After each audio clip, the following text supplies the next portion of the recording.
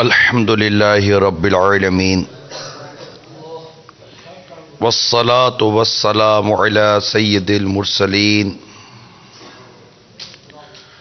اما بعد فاعوذ باللہ من الشیطان الرجیم بسم اللہ الرحمن الرحیم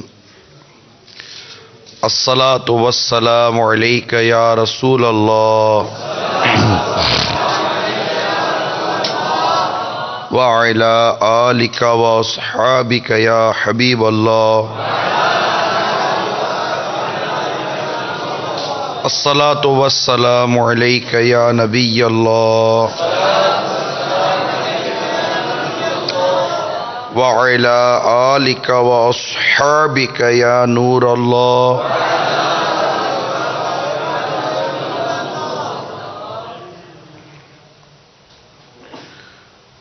نبی رحمت شفیع امت صلی اللہ تعالی علیہ وسلم پر درود و سلام پڑھنے کے بے شمار فضائل ہیں۔ من جملہ ایک فضیلت یہ بھی ہے کہ تم رسول اللہ صلی اللہ علیہ وآلہ وسلم پر درود بھیجو، اللہ تعالیٰ تم پر رحمت نازل فرمائے گا۔ صلو علی الحبیب صلی اللہ تعالی۔ نیت المؤمن خیر من عملہ، یعنی مسلمان کی نیت اس کے عمل سے بہتر ہے، اور اچھی نیت یہ انسان کو جنت میں داخل کروا دیتی ہے۔ اللہ کی رضا پانے اور ثواب بڑھانے کے لیے اچھی اچھی نیتیں کر لیتے ہیں۔ اول تاخیر بیان میں شریک رہوں گا۔ اول تاخیر موبائل فون کا استعمال نہیں کروں گا۔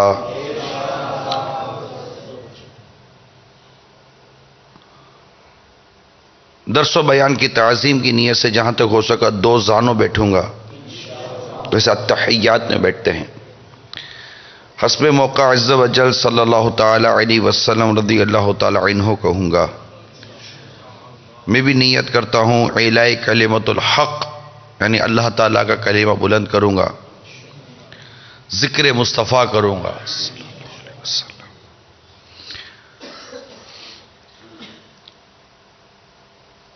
بخاری شریف کی حدیث ہے بلغ عنی ولو آیا، پہنچا تو میری طرف سے اگرچہ ایک ہی آیت ہو، اس کی پیروی کروں گا۔ نیکی کی دعوت دوں گا، برائی سے منع کروں گا۔ دعوت اسلامی کے جملہ بندی کام بشمول مدنی قافلہ مدنی انعامات وغیرہ کی رغبت بھی دلاؤں گا۔ صلو علی الحبیب صلی اللہ تعالی علیہ۔ صدقے یا رسول اللہ، صدقے یا رسول اللہ، صدقے یا رسول اللہ۔ میرے ماں باپ آپ پر قربان یا رسول اللہ، میری آل اولاد آپ پر قربان یا رسول اللہ۔ صلو علی الحبیب صلی اللہ تعالی علی محمد۔ حسن و جمال مصطفیٰ، حسن و جمال مصطفیٰ، عظمت مصطفیٰ، رفعت مصطفیٰ، عزت مصطفیٰ، حسن و جمال مصطفیٰ، افعال مصطفیٰ، اقوال مصطفیٰ، اعمال مصطفیٰ، حسن و جمال مصطفیٰ۔ صدقے یا رسول اللہ، تیرے نام پر ہو قربا میری جان، جان جانا ہو نصیب سر کٹانا مدنی مدینے والے۔ میٹھے میٹھے اسلامی بھائیوں اور مدنی چینل کے ناظرین، لکھنے والے لکھتے ہیں کہ جب جب کسی گستاخ و بے دین نے آقا مدینہ صلی اللہ تعالی علیہ وآلہ وسلم کی شان میں گستاخی کی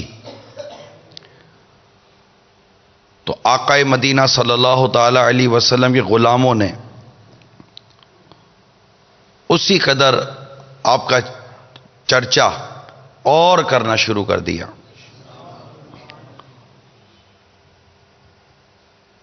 اور گویا کہ ایک طرح سے ان کو پچھتانا پڑتا ہے کہ یہ ہم نے کیا کر دیا، کہ انہی کی غلطی انہی کے منہ پر آ کر گرتی ہے. اور میرے آقا صلی اللہ تعالی علیہ وآلہ وسلم کی شان عظمت نشان نہ گھٹی ہے نہ کوئی گھٹا سکتا ہے. تو گھٹائے کسی کے نہ گھٹا ہے نہ گھٹے، جب بڑا ہے تجھے اللہ تعالی تیرا. وَرَفَعْنَا لَكَ ذِكْرَكَ کا ہے سایہ تجھ پر، وَرَفَعْنَا لَكَ ذِكْرَكَ کا ہے سایہ تجھ پر. بول بالا ہے تیرا، ذکر ہے اونچا تیرا. مٹ گئے مٹتے ہیں مٹ جائیں گے آدھا تیرے. صدقے یا رسول اللہ، مٹ گئے مٹتے ہیں مٹ جائیں گے آدھا تیرے. نہ مٹا ہے نہ مٹے گا کبھی چرچا تیرا.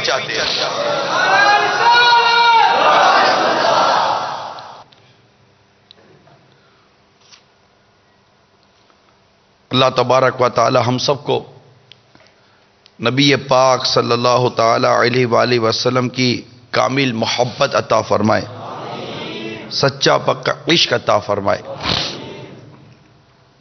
میٹھے میٹھے اسلامی بھائیوں، پیارے آقا صلی اللہ تعالی علیہ وآلہ وسلم کا جب صحیح معنوں میں عشق و محبت نصیب ہوتا ہے تو کیفیت ہی کچھ اور ہو جاتی ہے.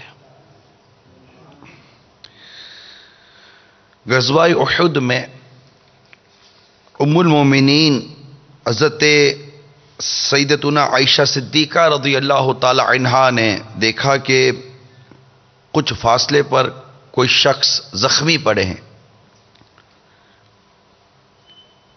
بے چینی سے کراہ رہے ہیں. آپ ان کے پاس پہنچی، پانی پلایا، سانس اکھر رہی تھی. ام المومنین سیدتنا عائشہ صدیقہ رضی اللہ تعالی عنہا کو یوں محسوس ہوا کہ وہ کچھ کہنا چاہتے ہیں.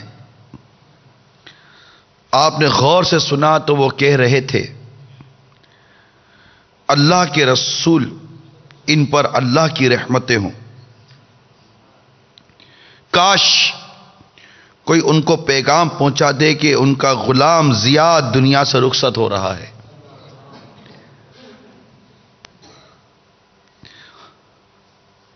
سیدتنا ام المومنین عائشہ صدیقہ رضی اللہ تعالی عنہا پیارے آقا صلی اللہ تعالی علیہ وسلم کی خدمت میں حاضر ہوئی. صدقے یا رسول اللہ. حضرت سیدنا زیاد رضی اللہ تعالی عنہ کا پیغام پہنچایا. سرکار مدینہ صلی اللہ علیہ وسلم بے قرار ہو کر اپنے زخمی کے سرحان تشریف لے آئے. صدقے یا رسول اللہ، صدقے یا رسول اللہ. سر بالی انہیں رحمت کی ادا لائی ہے، سر بالی انہیں رحمت کی ادا لائی ہے، حال بگڑا ہے تو بیمار کی بنائی ہے. صدقے یا رسول اللہ.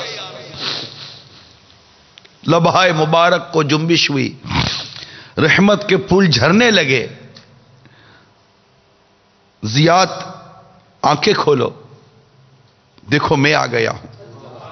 صدقے یا رسول اللہ، صدقے یا رسول اللہ. زیاد نے آنکھیں کھولی،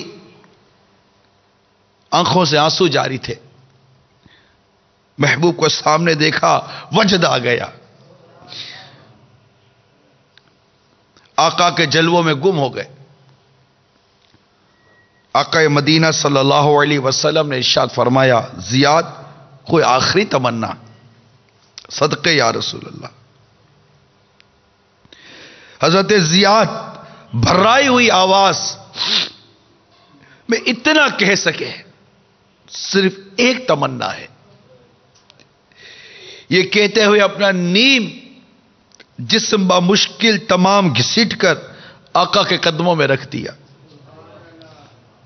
ہونٹ آہستہ آہستہ حرکت کر رہے تھے اور لبوں پر جو لو الفاظ تھے وہ کچھ یوں تھے: اللہ تعالیٰ سے رب ہونے کے باعث، اسلام سے دین ہونے کے طور پر، اور محمد صلی اللہ علیہ وسلم سے نبی ہونے کی حیثیت سے میں راضی ہوں۔ پھر رب کعبہ کی قسم میں کامیاب ہو گیا کہتے ہوئے آقا کے قدموں میں دم توڑ دیا۔ نجم کی یہ خدا آرزو ہے یہی، عاشق زار کی آبرو ہے یہی، موت کے وقت سر ان کے قدموں میں ہو، دید ہوتی رہے دم نکلتا رہے، دید ہوتی رہے دم نکلتا رہے، دید ہوتی رہے دم نکلتا رہے۔ صدقے یا رسول اللہ، کیا عشق تھا صحابہ کرام علیہم رضوان کا کہ دنیا سے رخصت ہو رہے ہیں، لیکن رخصت ہوتے وقت تمنا ہے تو یہ کہ جان نکلے تو محبوب کے قدموں میں نکلے، آقا کی یاد میں نکلے، ذکر رسول اور ذکر مصطفیٰ میں ہماری یہ بے قرار روح نکل جائے۔ اور کیوں نہ کہ آقا صلی اللہ تعالی علیہ وآلہ وسلم کی تو شان عظمت نشان کی ہی کچھ کیا کہنے۔ سیدنا حسان بن ثابت رضی اللہ تعالی عنہ آقا صلی اللہ علیہ وسلم کی شان میں کچھ یوں عرض کرتے ہیں، بڑی توجہ طلب ہے یہ شعر، آپ نے کئی دفعہ سنا ہوگا، مگر ان کو گستاخانہ خاکے بنانے والوں کو بتائے تو صحیح کہ میرے آقا کی شان کیا ہے، ان کو بتائے تو صحیح کہ تو گھٹائے کسی کے نہ گھٹائے نہ گھٹے، جب بڑھائے تجھے اللہ تعالی تیرا، کہ یا رسول اللہ صلی اللہ علیہ وسلم، یعنی ہمارے آقا صلی اللہ تعالی علیہ وسلم کی تو شان نے عظمت نشان تو یہ ہے کہ آپ سے زیادہ حسین و جمیل میری آنکھ نے کبھی دیکھا ہی نہیں۔ حسان بن ثابت رضی اللہ تعالی عنہ آقا کی بارگاہ میں عرض کرتے، آقا آپ سے زیادہ حسین و جمیل میری آنکھ نے کبھی دیکھا ہی نہیں، حسن و جمال مصطفیٰ، حسن و جمال مصطفیٰ، حسن و جمال مصطفیٰ، آقا آپ سے زیادہ حسین و جمیل میری آنکھ نے دیکھا ہی نہیں، آپ سے زیادہ صاحب کمال کسی عورت نے جنا ہی نہیں، آپ ہر عیب سے پاک پیدا کیے گئے ہیں، گویا آپ ویسے ہی پیدا کیے گئے ہیں جیسے آپ چاہتے تھے، ہائے ہائے جیسے آپ چاہتے تھے۔ عصمت مصطفیٰ، مرحبا مرحبا، نام سے مصطفیٰ، رفعت مصطفیٰ، حسن و جمال مصطفیٰ، مرحبا مرحبا، صدقے یا رسول اللہ، صدقے یا رسول اللہ، صدقے یا رسول اللہ، صدقے یا رسول اللہ، صدقے یا رسول اللہ، صدقے یا رسول اللہ، صدقے یا رسول اللہ۔ اور پھر شان دیکھیے حضرت سیدنا حسان بن ثابت رضی اللہ تعالی عنہ کی، کہ ام المومنین سیدتنا عائشہ صدیقہ رضی اللہ تعالی عنہ فرماتی ہیں کہ پیارے پیارے آقا مکی مدنی مصطفیٰ صلی اللہ علیہ وسلم حضرت حسان رضی اللہ تعالی عنہ کے لیے مسجد نبوی شریف میں ممبر رکھ دیا کرتے تھے۔ حضرت حسان اس ممبر شریف پر کھڑے ہو کر بیٹھ کر نہیں، اس ممبر شریف پر کھڑے ہو کر میرے آقا کے فضائل بیان کیا کرتے تھے۔ آقا کی فضیلت بیان کرنا، ارے یہ نصیب والوں کے حصے میں آیا ہے، یہ قسمت والوں کے حصے میں آیا ہے، اور یہ فضائل بیان کرنے والے کا کمال نہیں، یہ توجہ ان کی ہے کہ جو کام کروا لیتے ہیں، جو بیان کروا لیتے ہیں، جو ذکر کروا لیتے ہیں، یہ انہی کا کرم ہوتا ہے۔ تو آقا مدینہ صلی اللہ علیہ وسلم سیدنا حسان رضی اللہ تعالی عنہ کے اشعار سن کر خوش ہوتے اور انہیں داد دیتے اور یوں فرمایا کرتے، اے اللہ تو روح القدس کے ذریعے حسان کی تائید فرما۔ جب دعائے مصطفیٰ مل جائے پھر تو مسئلہ ہی کچھ نہیں ہے۔ ہم بھی حاضر ہوئے ہیں آقا صلی اللہ علیہ وسلم کا ذکر کرنے کے لیے کہ جہاں دنیا میں گستاخان رسول، بے دین و کفار بداتوار، جہاں میرے آقا صلی اللہ تعالی علیہ وسلم کے گستاخانہ خاکے بنانے پر تلے ہوئے ہیں، اللہ تعالی ہمیں عقل سلیم عطا فرمائے کہ ہم پھر بھی انہی کفار بداتوار کے پیچھے پیچھے بھاگتے چلے جاتے ہیں۔ ایک طرف تو یہ ہمارے نبی کا کلمہ تک نہیں پڑھتے، گستاخیاں کرتے ہیں، بے ادبیاں کرتے ہیں، اور ایک طرف ہم ہیں کہ ہمارے گھروں میں فلمیں بھی انہی کی چلا کرتی ہیں، ہم لباس بھی انہی کی طرح پہنا کرتے ہیں، اور یہ ان کی گستاخیاں کوئی نئی نہیں ہے نا۔ آپ کو یاد ہوگا، آپ کو 1400 سال پہلے لے جاؤں، گستاخی کی تھی ابو لہب نے، جب میرے آقا صلی اللہ تعالی علیہ وآلہ وسلم نے کو حکم ہوا تھا کہ اپنے رشتہ داروں کو اسلام کی دعوت دیجیے، قریبی رشتہ داروں کو، آقا صلی اللہ علیہ وسلم نے جب جمع فرمایا اور جب انہیں اللہ تعالیٰ کی وحدانیت کا پیغام دیا، انہیں اسلام کی دعوت دی، تو اس ابو لہب جو رشتے میں میرے آقا صلی اللہ علیہ وسلم کا سگا چچا ہوتا تھا، توقع کی جا سکتی تھی کہ اس کی تائید سب سے زیادہ ہوتی، پڑوسی تھا، توقع کی جا سکتی تھی کہ اس کی حمایت سب سے زیادہ ہوتی، بہت ساری توقع کی جا سکتی تھی، ان توقعات پر پورا نہ اترا اور گستاخی کر بیٹھا، اور انگلیوں کے اشارے سے میرے آقا صلی اللہ علیہ وسلم کی شان میں گستاخی کی۔ اس نے تو انگلی اٹھائی، میرے آقا نے کچھ نہ فرمایا، اللہ نے قرآن کی آیت نازل کی، ٹوٹ جائیں ابو لہب کے ہاتھ، وہ ٹوٹ ہی گئے۔ گستاخی کرتا ہے آقا کی بارگاہ میں، جواب دیتا ہے میرے آقا کا رب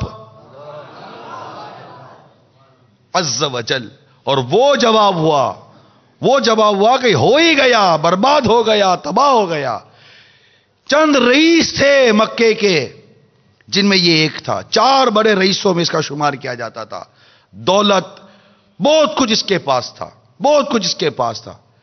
تو بہت کچھ ہونا کچھ کام نہ آیا، پاورفل ہونا کچھ کام نہ آیا۔ جب اللہ تبارک و تعالیٰ کے قہر و غضب کی لاٹھی چلی، ایسی چلی کہ اس مردود بدبخت کے بدن پر ایسی بیماری نکلی کہ سڑ کر اس کا لاشا برباد ہو گیا، اس کی اولاد اس کو دفن کرنے کے لیے تیار نہ تھی۔ اللہ تبارک و تعالی نے اپنے پیارے حبیب صلی اللہ تعالی علیہ وسلم کے گستاخوں سے جو خود ان کا جو انجام کیا، تاریخ گواہ ہے، تاریخ، اور آج تک ایسا ہو رہا ہے اور قیامت ایسا ہوتا رہے گا کہ جب گستاخی کی کس کی شان میں، بے ادبی کی کس کی شان میں، اس کی شان میں جس کی شان میں اللہ تعالیٰ قرآن کی آیتیں نازل فرماتا ہے، جس کے دروازے کے باہر کھڑے ہو کر تم انتظار کرو جب تک کہ پیارے آقا جاگ نہ جائیں، پکارنے کی اجازت نہیں ہے، میرے محبوب اندر آرام کر رہے ہیں، صدقے یا رسول اللہ، صدقے یا رسول اللہ۔ جب کھانا کھا لو تو اٹھ جاؤ، بیٹھے نہ رہو گے کہیں محبوب کو تکلیف نہ ہو جائے، صدقے یا رسول اللہ۔ ان کی آواز پر اپنی آواز بلند نہ کرو، صدقے یا رسول اللہ، کہیں ایسا نہ ہو تمہارے اعمال برباد کر دیے جائیں اور تمہیں پتہ بھی نہ چلے. صدقے یا رسول اللہ، ان کی آگے اپنے قدموں کو نہ بڑھاؤ. لا تقدمو، نہ بڑھاؤ. ان کی آواز، اپنی آواز کو ان کی آواز سے اونچی نہ لے جاؤ. تعظیم مصطفیٰ، عزت مصطفیٰ، ادب مصطفیٰ، دربار بارگاہ رسالت کا جو ادب ہے قرآن بیان کرتا ہے. ارے اللہ تعالیٰ تو اپنی وحدانیت کا اعلان بھی پیارے حبیب کی زبان مبارک سے کرواتا ہے. قل هو اللہ احد، یہ حبیب تم کہہ دو اللہ ایک ہے. یہ حبیب تم کہہ دو اللہ ایک ہے. صدقے یا رسول اللہ. مسلمان تو آقا کی رحمت بھری نظر لینا چاہتے تھے. رائنا آقا رحمت کی نظر کیجئے، ہم پر توجہ کیجئے. اور کفار بداتوار اس وقت بھی باز نہیں آتے تھے. آج کی بات نہیں ہے، اس وقت بھی باز نہیں آتے تھے. اور وہ اس وقت بھی آقا کی شان میں گستاخی کے طور پر یہ جملے استعمال کرتے تھے. مگر اللہ تو جانتا ہے، اللہ تو جانتا ہے کہ کون اس کے حبیب کو ادب سے پکارتا ہے اور کون بے ادبی سے پکارتا ہے. اللہ جانتا ہے. دلائل دینے سے کچھ نہیں ہوگا. اللہ جانتا ہے کہ اس کے حبیب کو کون ادب کرتا ہے، اس کے حبیب کا کون ادب نہیں کرتا. اللہ جانتا ہے اس کے حبیب کی شان میں کون گستاخی کرتا ہے اور کون اس کے پیارے حبیب کی عظمت و شان کو بیان کرتا ہے. اللہ جانتا ہے. اور جنت اللہ نے دے لی. زندگی اور موت کا مالک اللہ ہے. عزت و ذلت کا مالک اللہ ہے. عروج و ترقی اسی کے دستے قدرت سے ملتی ہے. بناتا بھی وہ ہے، مٹاتا بھی وہ ہے، بساتا بھی وہ ہے، اجاڑتا بھی وہ ہے. یاد رکھو. تو اللہ تبارک و تعالی جانتا ہے، وہ علیم ہے، وہ خبیر ہے، وہ سمیع ہے، وہ بصیر ہے. منع فرما دیا مسلمانوں سے رائنا نہ کہو، انظر نہ کہو. یا رسول اللہ انظر حالنا، یا رسول اللہ انظر. کہتے ہیں نا ہم پر نظر رحمت کیجیے. یعنی جس لفظ کے زو معنی بنتے ہوں، جس کا ایک معنی آقا کی شان کے لائق نہیں بلکہ بے ادبی، سری بے ادبی کرتے تھے، وہ تو اللہ تعالیٰ نے وہ لفظ کہنے سے ہی منع فرما دیا قرآن میں. تو اللہ تبارک و تعالیٰ جس کی شان بیان کرتا ہے، جس کا مقام بیان کرتا ہے، جس کی اطاعت کو اپنی اطاعت فرماتا ہے، بلکہ فرماتے قل ان کنتم تحبون اللہ فاتبعونی یحببکم اللہ، کہ جو پیارے حبیب صلی اللہ علیہ وسلم کی اطاعت کرتا ہے اللہ تعالیٰ اس سے محبت کا اعلان فرما دیتا ہے کہ اس سے اللہ تعالیٰ محبت فرماتا ہے. بات چھوٹی نہیں ہے. بات رب کائنات، اس کائنات کے بنانے والے رب کریم کے محبوب کی شان کی بات ہے. ہم اور آپ کیا آپ کی شان مبارکہ بیان کریں گے؟ اے رضا خود صاحب قرآن ہے مداح حضور. اے رضا خود صاحب قرآن ہے مداح حضور.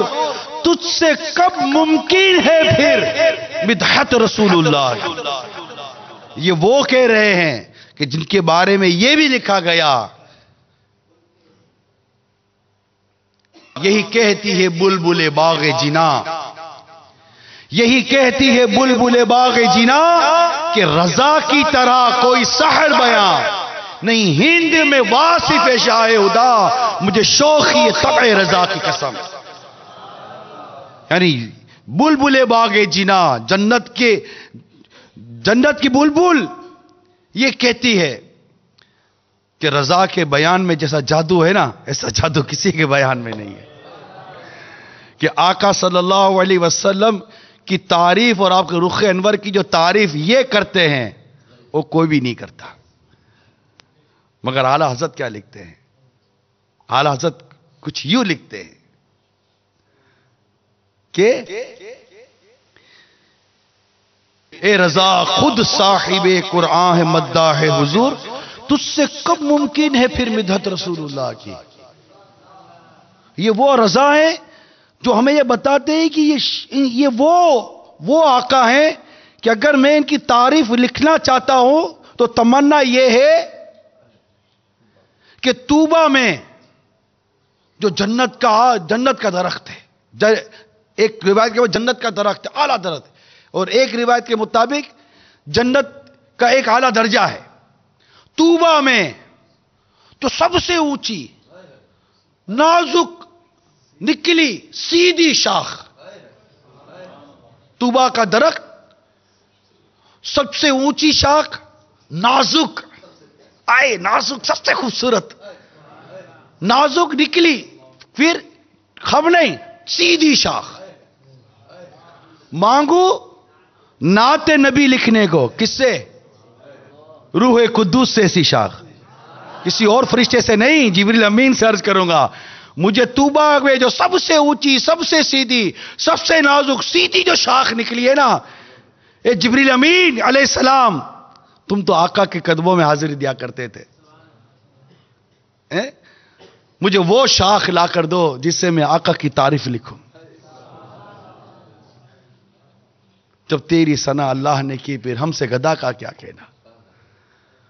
ان کی شان آج تک بیان کی جا رہی ہے، لیکن ابو لہب سے لے کر آج تک یہ گستاخیوں کا سلسلہ بند نہیں ہوا۔ میں آپ کے سامنے ان کی گستاخانہ انداز کو جو ان چند سالوں میں جو ہو رہی ہیں، آپ تو صرف ایک خاکے کی بات کر رہے ہیں نا، صرف ایک خاکے کی بات نہیں ہے، یہ تو تسلسل ہے ان گستاخیوں کا جو صدیوں سے چلی آ رہی ہے، صدیوں سے چلی آ رہی ہے۔ بدبخت باز نہیں آتے، اور اگر آپ پچھلی اس ایک صدی کے اندر کی اگر بات کریں تو مسلمانوں کے کردار، ان کے اخلاق، ان کے اطوار کو مٹانے کی انہوں نے ہر چند کوشش کی، اس سے بھی باز نہیں آتے۔ تو آخر کار ہم مسلمانوں کی عاشقان رسول کے جذبات کو مجروح کرتے ہوئے انہوں نے جو اقدامات کیے، میں آئی آپ کو ان اقدامات کی تھوڑی سی تفصیل بیان کرتا ہوں۔ اگر ان تفصیل کی طرف غور کیجئے، 1977 میں گستاخانہ فلم بنائی گئی، غیور مسلمانوں کا احتجاج ہوا۔ مغرب میں 80 اور 90 کے اندر، 80 اور 90 میں، 1980 اور 1990 کے اندر آقا مدینہ صلی اللہ تعالی علیہ وسلم کی شان میں بکواسات کی گئی، کتابیں لکھی گئیں۔ 1997 جولائی نبی پاک صلی اللہ علیہ وسلم کی گستاخی دیواروں پر توہین آمیز پوسٹر آویزہ کر کے کی گئی۔ ستمبر 2000 انٹرنیٹ پر ایک نیم برہنہ عورت کے سامنے مسلمانوں کو سجدہ ریز کرتے ہوئے دکھایا گیا۔ انٹرنیٹ پر قرآن کی طرف منسوب 2 جعلی صورتیں پیش کی گئیں۔ اکتوبر 2001 نبی پاک صلی اللہ علیہ وسلم کی طرف منسوب 6 تصاویر شائع کی گئیں، اور آقا صلی اللہ تعالی علیہ وسلم پر بڑی بے باکانہ قسم کی، میں جملہ بیان نہیں کر سکتا ہوں، لکھا ہوا ہے، میری زبان میرا ساتھ ہی دے رہی کہ میں وہ جملہ بیان کروں، بے ادبی کی گئی، گستاخی کی، سخت گستاخی کی گئی۔ 2004 میں ایک اور فلم ریلیز کی گئی جس میں اسلام کے احکامات کا مذاق اڑایا گیا اور برہنہ عورتوں کی، فاحشہ عورتوں کی پشت پر قرآن کی آیتیں تحریر کی گئیں۔ 2005 میں پھر گستاخیاں کی گئیں۔ 30 دسمبر 2005 میں توہین آمیز خاکے شائع کیے گئے۔ 2006 میں توہین آمیز خاکوں کو دوبارہ شائع کیا گیا۔ ان کفار بداتوار نے اپنے ڈسکو کلب کا نام مکہ رکھا، نعوذ باللہ۔ مساجد اور ہمارے دینی کتب کی جو بے ادبیاں اس کی فہرست الگ ہے۔ 13 فروری 2008 کو ایک اور فلم بنائی گئی جس میں نبی پاک صلی اللہ علیہ وسلم کی شان میں گستاخیاں کی گئیں۔ پھر ایک اور فلم بنائی گئی، اور اس فلم بنانے کا مقصد یہ بیان کیا جاتا ہے کہ اسلام کی بڑھتی ہوئی مقبولیت کے نفرت میں یہ فلمیں بنائی گئی ہیں۔ لسٹ ہے، لسٹیں ہیں ہمارے واسطے میں کیا کیا بیان کروں گا۔ یہ ایک واقعہ نہیں ہے جو بیان کیا جا رہا ہے، اور دوبارہ اس کی اشاعت کی گئی اور ہمارے جذبات کو مجروح کیا گیا۔ ہمیں مطلب کہ کیا کر سکتے ہیں؟ اللہ تعالیٰ ان گستاخوں کا، ان کی گستاخی کا انجام عطا فرما دے، اور ہمیں سچا پکا عشق عطا فرمائے، ہمیں سچی پکی محبت عطا فرمائے۔ جو غیر مسلم کفار بداتوار اتنے پیدر پہ حملے پر حملے کیے چلے جا رہے ہیں آقا کی شان میں، آقا کی ناموس پر، آقا کی عزت پر، فلمیں بنا کر، خاکے بنا کر، کتابیں چھاپ کر۔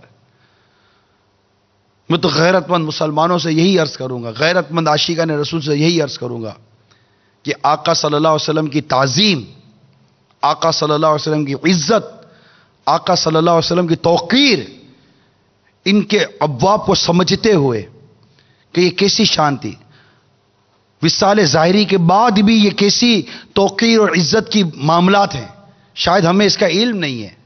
ہمارے بزرگوں نے آقا کی ان تمام تر معاملات کو جو اسلام اور شریعت کے احکام کے مطابق ہیں سمجھا ہے، اس کے مطابق عمل کرنے کی کوشش کی ہے ہمارے بزرگوں نے۔ غور کیجئے میرے آقا صلی اللہ علیہ وسلم کی توقیر، عزت اور شان اور تعظیم کس شے کا نام ہے؟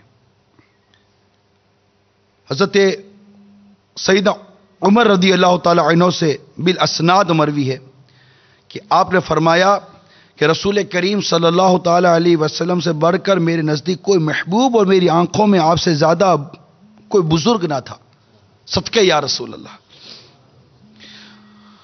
کہتے مجھ میں یہ طاقت نہ تھی، یہ آقا کی تعظیم اور توقیر کا بیان کر رہا ہوں، کہتے مجھ میں یہ طاقت نہ تھی کہ میں آپ کی ہیبت اور جلالت کی وجہ سے آپ کے دیدار سے آنکھوں کو بھر لوں۔ اگر کوئی مجھ سے آپ کی صفت بیان کرنے کو کہتا تو میں اس کی بھی طاقت نہ پاتا، کیونکہ میں نے آپ کو آنکھ بھر کر کبھی دیکھا ہی نہ تھا۔ یہ وہ فرما رہے ہیں کہ جن کے بارے میں صحابہ کرام مہاجرین اور انصار صحابہ کہتے ہیں، ترمذی شریف نے حضرت انس رضی اللہ تعالیٰ عنہ سے روایت کی کہ رسول کریم صلی اللہ علیہ وسلم اپنے صحابہ کرام کے پاس تشریف لایا کرتے جہاں یہ صحابہ بیٹھا کرتے تھے۔ ان میں ابو بکر و عمر بھی موجود تھے رضی اللہ تعالی عنہما۔ ان دو کے سوا کوئی آپ کی طرف نظر اٹھا کر نہ دیکھ پاتا۔ یہ دونوں صحابہ آپ کو دیکھتے اور آپ ان کو دیکھتے اور باہم تبسم فرمایا کرتے تھے۔ یہ شان تھی ابو بکر و عمر رضی اللہ تعالی عنہما کی۔ اور سیدنا عمر کیا فرماتے ہیں کہ میں اس بات کی طاقت ہی نہ پاتا تھا کہ کبھی آنکھ بھر کر کبھی آقا کا دیدار کر سکوں۔ یہ تعظیم و توقیر ہے، یہ آقا کی شان و عظمت ہے جس کا یہ بیان کیا جا رہا ہے۔ حضرت اسامہ رضی اللہ تعالی عنہ نے بیان کیا کہ میں نبی پاک کی خدمت میں حاضر ہوا، آپ کے چاروں طرف صحابہ جمع تھے۔ ان کی یہ کیفیت تھی کہ گویا ان کے سروں پر پرندے بیٹھے ہیں۔ اور آپ کی صفت میں ایک حدیث یہ ہے کہ جب آپ صلی اللہ علیہ وسلم کلام فرماتے تو صحابہ اپنے سروں کو جھکا دیتے گویا کہ ان کے سروں پر پرندے ہیں۔ یہ عظمت و شان میرے آقا صلی اللہ علیہ وسلم کی بارگاہ میں صحابہ کرام علیہم رضوان کا یہ انداز ہوا کرتا تھا۔ اب آگے بڑھتے ہیں تو آقا کی تعظیم و توقیر آپ کے وصال ظاہری کے بعد اس شاخ کی کیا کیفیت ہوا کرتی تھی، یہ بیان آقا کی تعظیم و توقیر کے باب میں کیا گیا ہے۔ حضرت ابراہیم نجیبی رحمت اللہ تعالی علیہ کہتے ہیں کہ مسلمان پر واجب ہے کہ جب بھی آپ کا ذکر کرے یا اس کے سامنے ذکر ہو تو خشوع اور خضوع کے ساتھ آپ کی تعظیم و توقیر کرے، لازم ہے، شفا شریف میں لکھا ہے۔ اپنی حرکات میں سکون و قرار اور آپ کی ہیبت و جلال کا مظاہرہ کرے. اور ایسا نہ ہونا چاہیے کہ اگر وہ آپ کے سامنے آپ کے دربار میں موجود ہو تو جیسی اس وقت اس کی حالت ہو ویسی ہی اس وقت بھی ہو, اور جیسا اللہ نے آپ کا ادب سکھایا ویسا ادب کرے. جیسے عام طور پر آپ ہماری حالت ہوتی ہے نا, ایسی حالت دربار رسالت میں نہیں ہونی چاہیے. ذرا سوچو کہ کہاں ہو. اونچی سے اونچی کرسی اسی پاک در کی ہے. معراج کا سما ہے کہاں پہنچ ظاہر ہو, اونچی سے اونچی کرسی اسی پاک در کی ہے. حضرت سیدنا امام مالک رضی اللہ تعالی عنہ سے حضرت ایوب سختیانی رحمۃ اللہ تعالی علیہ کی نسبت پوچھا گیا تو فرمایا میں تم میں سے جس کو بھی حدیث بیان کروں گا ایوب اس سے افضل ہوگا. پھر فرمایا میں نے اسے 2 حج کرتے دیکھا. میں اس کو دیکھتا اور سنتا تھا کہ جب نبی کریم رؤوف الرحیم صلی اللہ علیہ وسلم کا ذکر ہوتا تو وہ اتنا روتا کہ مجھے اس پر رحم آ جاتا.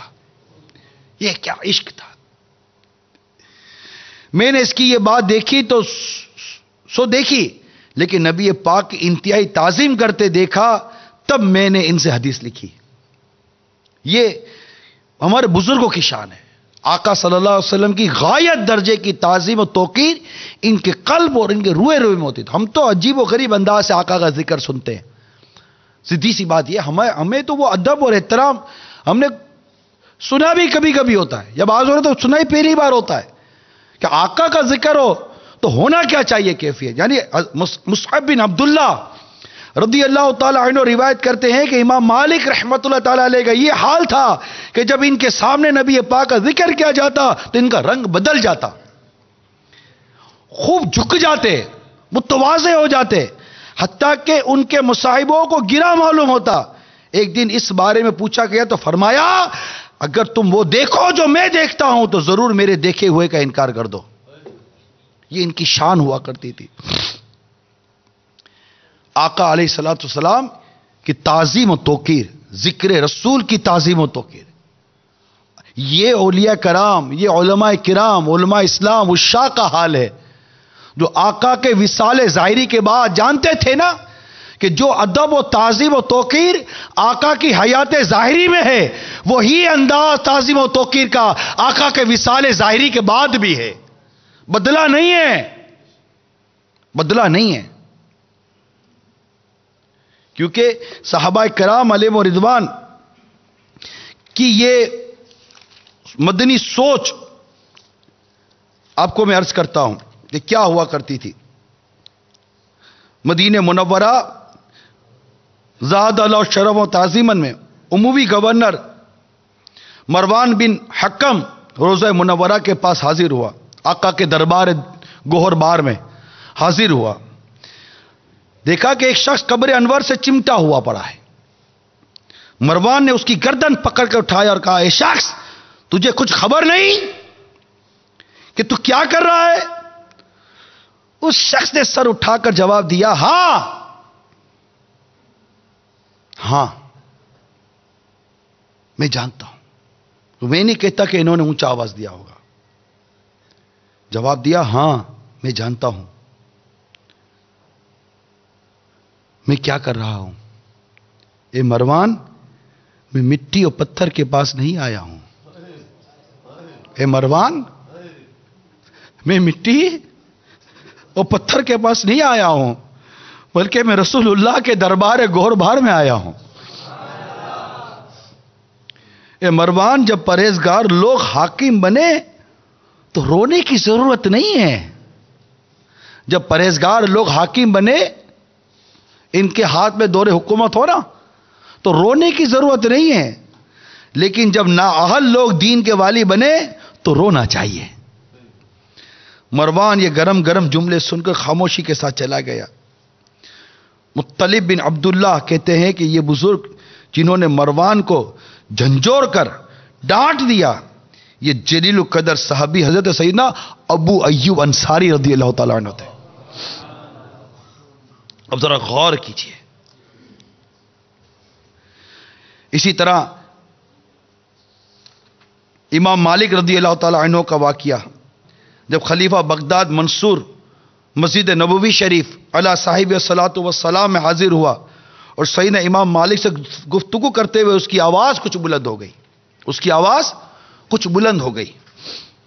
تو حضرت سیدنا امام مالک نے ڈانٹ کر فرمایا، منصور اللہ کا فرمان عالی شان ہے، یا ایھا الذین آمنوا لا ترفعوا اصواتکم فوق صوت النبی ولا تجهروا له بالقول كجهر بعضكم لبعض ان تحبط اعمالکم وانتم لا تشعرون.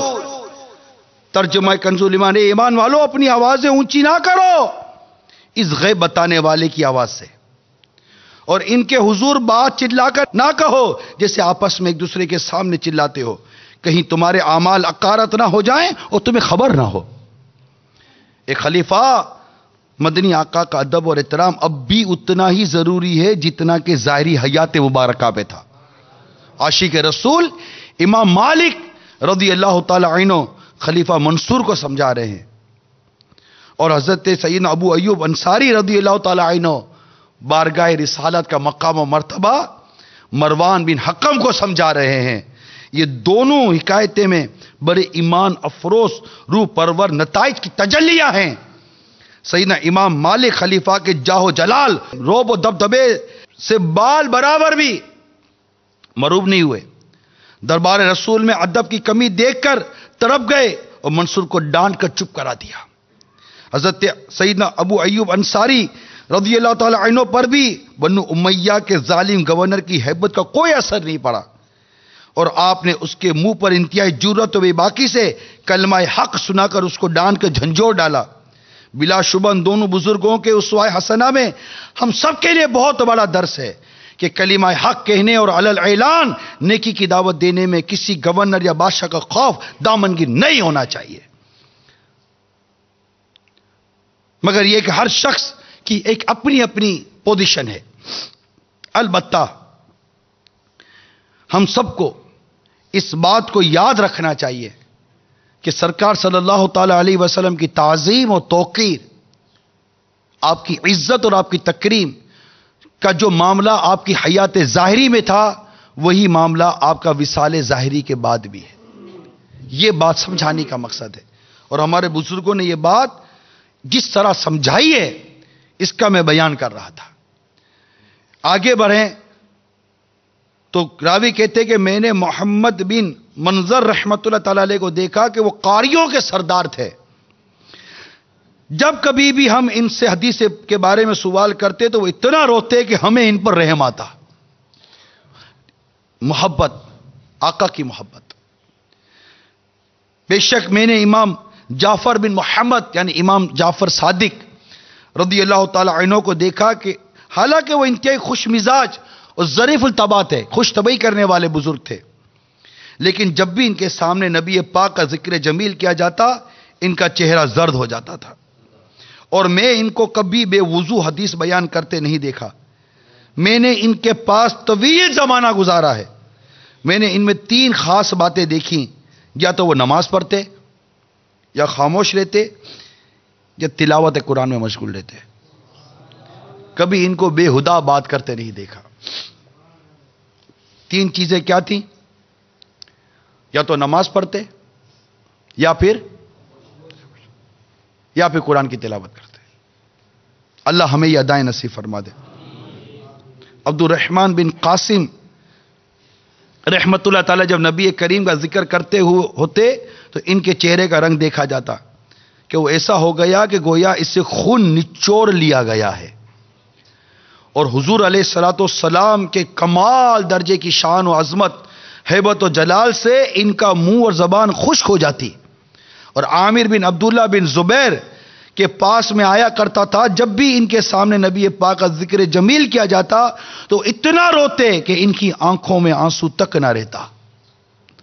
آپ کے عشق میں کاش کے روتے روتے، آپ کے عشق میں ایک کاش کے روتے روتے یہ نکل جائے میری جان مدینے والے. حسن و جمال مصطفیٰ مرحبا مرحبا، ذکر مصطفیٰ مرحبا مرحبا، عظمت مصطفیٰ مرحبا مرحبا، عزت مصطفیٰ مرحبا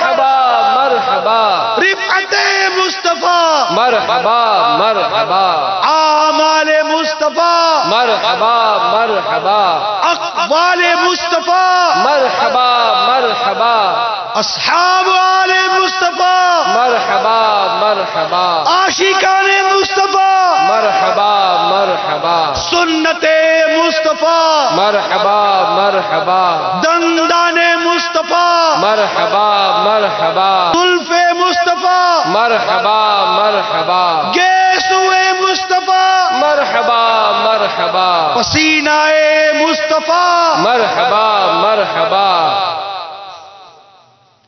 مرحبا حسن و جمال مصطفیٰ مرحبا صدقے صدقے یا رسول اللہ صدقے یا رسول.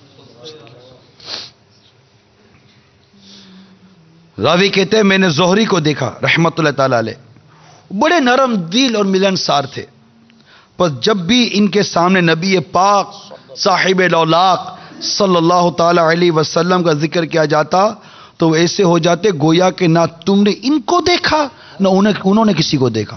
کیا کیفیت ہوتی ہوگی اس وقت. یہ ہم سب کے لیے درس ہے، یہ کیفیت ہوتی ہے. سرکار صلی اللہ علیہ وسلم سے محبت، آپ کا ذکر.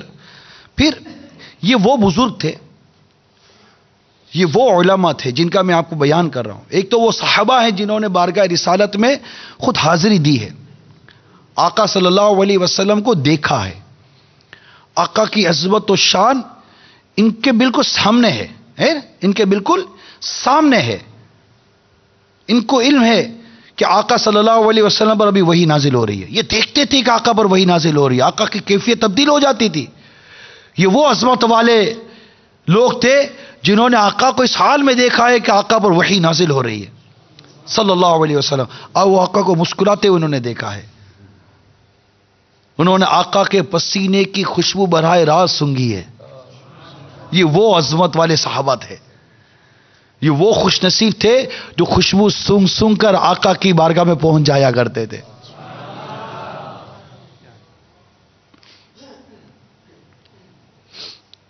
کہ انبر زمیں عبیر ہوا، انبر زمیں عبیر ہوا، مشک تر گلاب، ادنا سی یہ شناخت تیری راہ گزر کی. گزرے جس راہ سے وہ سید والا ہو کر، رہ گئی ساری زمین انبر سارا ہو کر. اور کسی نے اپنے جذبات کا کچھ یوں اظہار بھی کیا ہے نا، عرصہ ہوا طیبہ کی گلیوں سے وہ گزرے تھے، اس وقت بھی گلیوں میں خوشبو ہے پسینے کی. حسن و جمال مصطفیٰ مرحبا مرحبا، عز و جلال مصطفیٰ مرحبا مرحبا، اور جو کمال مصطفیٰ مرحبا مرحبا، جود و نوال مصطفیٰ مرحبا مرحبا، جود و احوال مصطفیٰ مرحبا مرحبا، اقوال مصطفیٰ مرحبا مرحبا، اعمال مصطفیٰ مرحبا مرحبا، افعال مصطفیٰ مرحبا مرحبا، اصحاب آل مصطفیٰ مرحبا مرحبا. صلو علی الحبیب. تو ایک تو وہ صحابہ کرام علیہم رضوان ہیں جنہوں نے اپنی آنکھوں سے دیکھا. پھر ان کے بعد کا جو دور گزرا، تابعین کا، تبع تابعین کا، میں تو ان کی کچھ باتیں بیان کر رہا ہوں، اولیاء کاملین کا.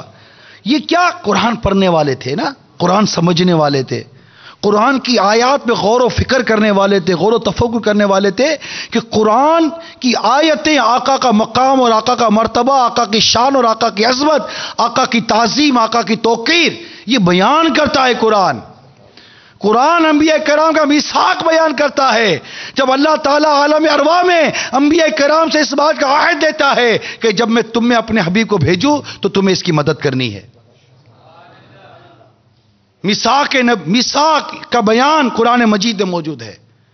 اور شان و عظمت دیکھیے کہ اللہ تبارک و تعالی اس میثاق کو قرآن میں بیان فرماتا ہے کہ اس کی مدد کرو گے، تعظیم و توقیر کا وعدہ لیا جا رہا ہے. اور انبیاء کرام اس کا اقرار کرتے ہیں.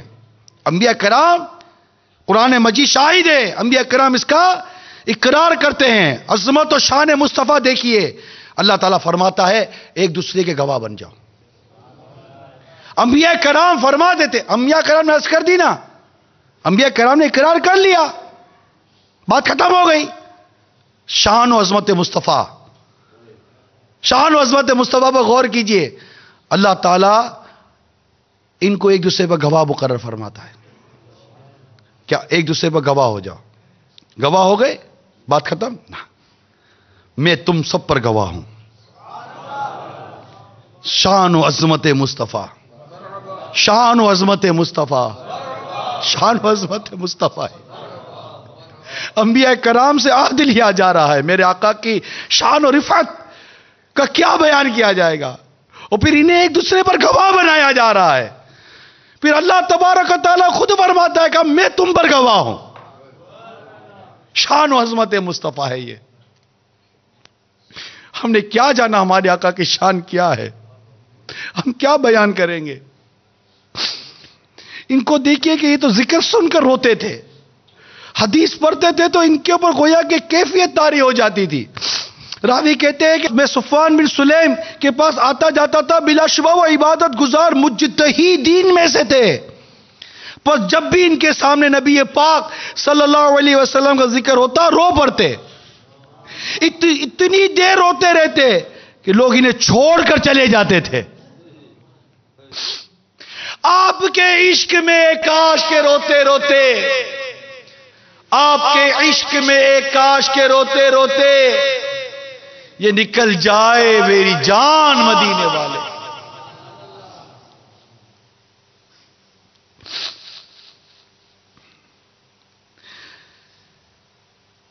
جب امام مالک رضی اللہ تعالیٰ عنہ کے پاس لوگوں کی کثرت ہونے لگی، کسی نے عرض کی کہ آپ ایک ایسے شخص کا انتظام کر لیجئے کہ جو آپ کی روایت کو آگے بیان کر سکے. جب ہمارے عموماً مائک نہ ہو تو مکبر کام کرتے ہیں نا، امام کی آواز آگے پہنچے. تو پہلے یہ نظام ہوتا تھا کہ جمع غفیر ہوتا تھا، لاؤڈ اسپیکر تو ہوتا نہیں تھا. ہزاروں عاشقان رسول جمع ہوتے تھے حدیث سننے کے لیے.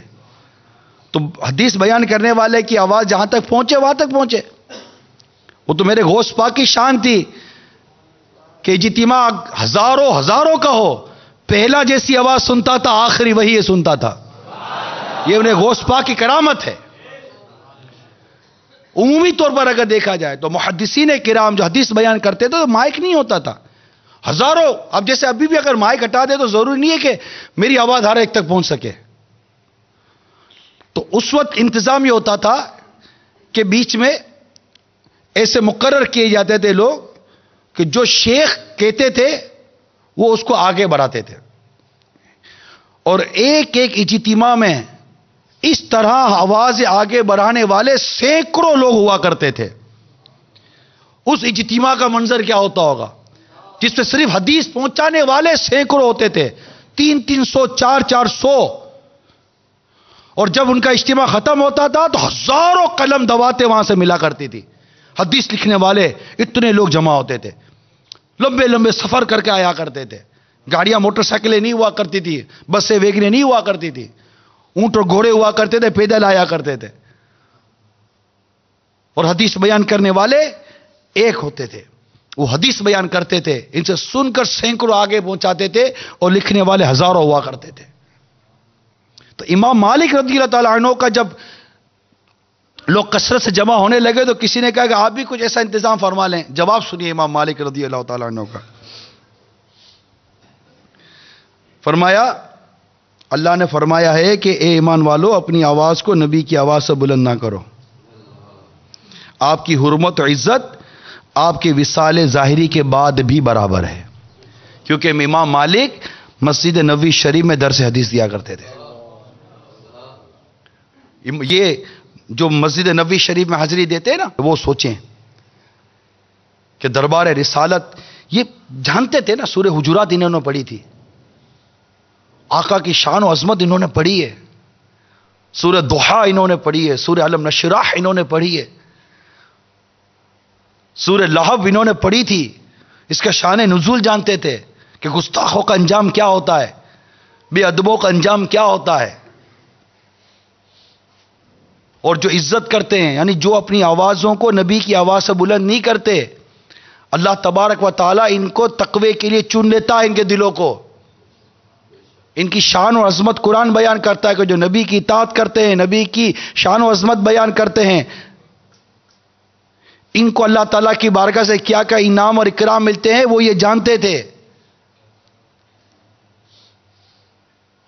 جب امام مالک رضی اللہ تعالیٰ عنہ آقا صلی اللہ علیہ وسلم کی حدیث بیان کرتے، خوشبو ہوا کرتی تھی ہر طرف، عمدہ لباس پہنا کرتے تھے، عمدہ عطر استعمال کیا کرتے تھے، بڑی شان و شوکت کے ساتھ، بڑی شان و شوکت، بڑے مطلب کے خوبصورت لوازمات کے ساتھ آ کر آقا کی حدیث بیان کرتے تھے. قال رسول اللہ، ہائے ہائے ہائے، صدقے یا رسول اللہ، قال رسول اللہ صلی اللہ علیہ وسلم کما قال رسول اللہ صلی اللہ علیہ وسلم. قال اللہ تعالی فی القرآن العظیم، کہیں قرآن مجید میں رب کا فرمان بیان ہو رہا ہے تو کہیں حدیث پاک کے ذریعے آقا کا فرمان بیان ہو رہا ہے. فرمان مصطفیٰ، فرمان مصطفیٰ، عظمت مصطفیٰ، رفعت مصطفیٰ، عزت مصطفیٰ، حسن و جمال مصطفیٰ. صدقے یا رسول اللہ، صدقے یا رسول اللہ، صدقے یا رسول اللہ. اللہ تعالی ہمیں بھی صحیح معنوں میں عشق رسول کے تقاضے پورا کرنا نصیب فرما دے. آپ کے سامنے کچھ آقا صلی اللہ علیہ وسلم کے اس طرح کے کمال بیان کیے، دوسری طرف گستاخان رسول کی گستاخیاں بیان کی کہ ابو لہب بدبخت سے لے کر آج تک کتنے ہوئے، وہ ہو سب نیست و نابود گئے، اپنے انجام کو پہنچے. آقا صلی اللہ علیہ وسلم سے پہلے جن انبیاء کرام کو اللہ تعالیٰ نے پیدا فرمایا، ان انبیاء کرام نے بھی امت کو اللہ کی وحدانی کی طرف بولا. انہوں نے بھی جب انبیاء کرام کی شان میں گستاخیاں، بے ادبیاں، نافرمانیاں کی، ان کی ہستیاں بھی مٹ گئیں. اور امام الانبیاء، امام الانبیاء کی تو پھر کیا شان ہے، اور الحمدللہ ان کی امت تھی. یہ ہمارے لیے بڑی اعزاز کی بات ہے کہ اللہ تعالیٰ نے ہمیں نبی پاک صلی اللہ علیہ وسلم کی امت نے پیدا کیا. الحمدللہ الحمدللہ الحمدللہ. اب کیا خیال ہے آپ کا؟ کیا انہی کفار و بد اتوار کے جو انداز ہے اسی روش پہ رہنا ہے؟ ہیں آپ ہیں تو بڑے جذبے میں، مدنی چینل کے ناظرین حاضرین ہے تو بڑے جذبے میں، یوں ہو گیا، یوں ہو گیا، یوں ہو گیا. ان بدبختوں نے کوئی کمی نہیں چھوڑی. مگر عاشقان رسول آپ کب لوٹو گے؟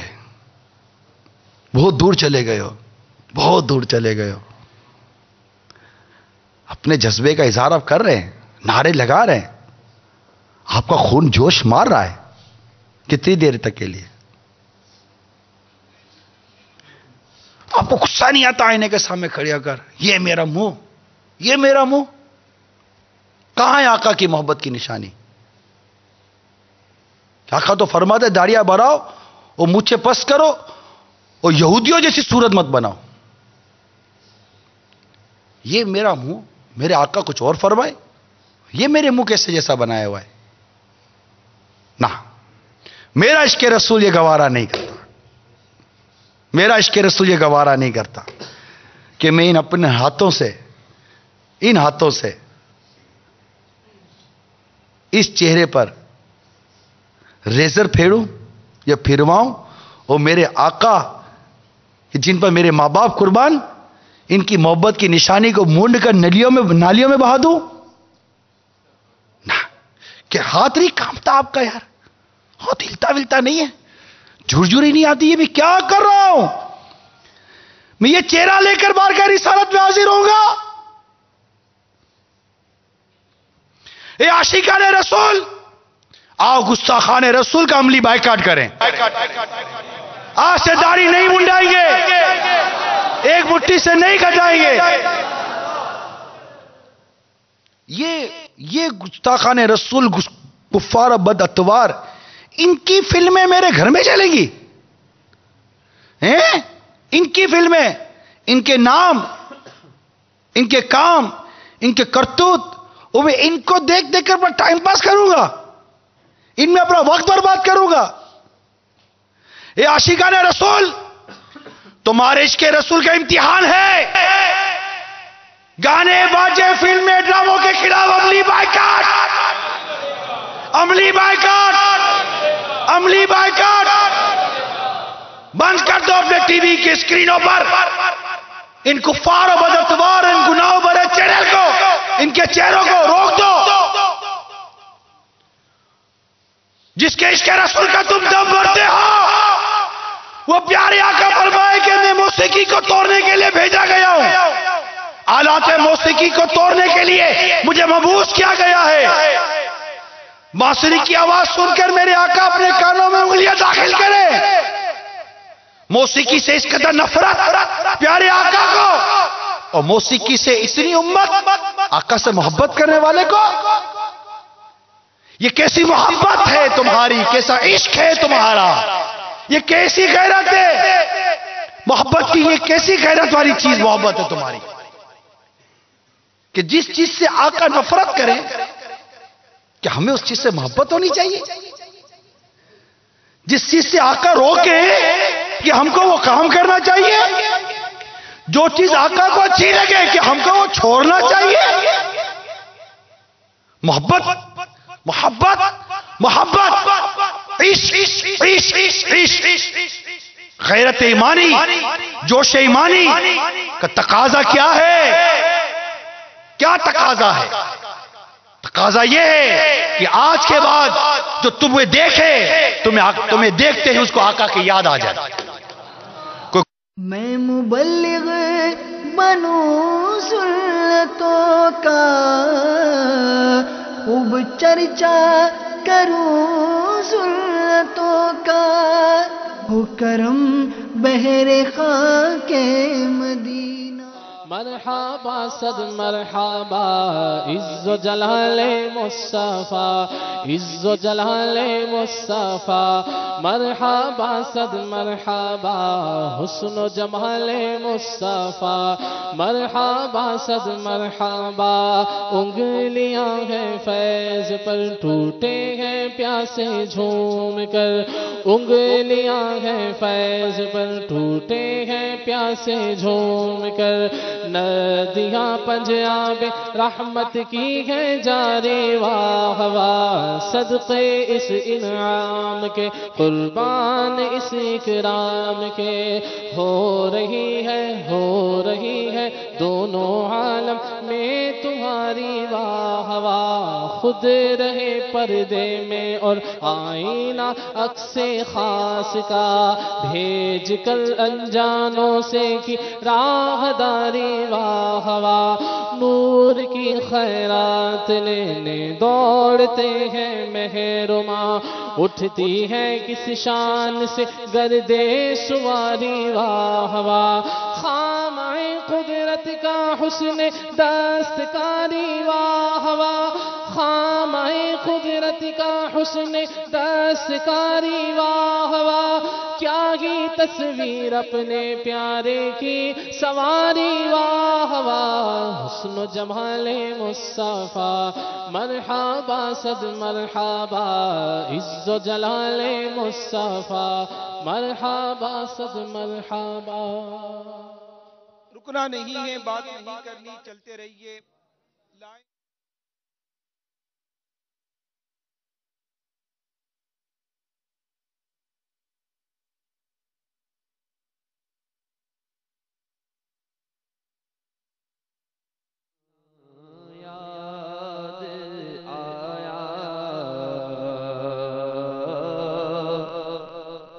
مدینہ یا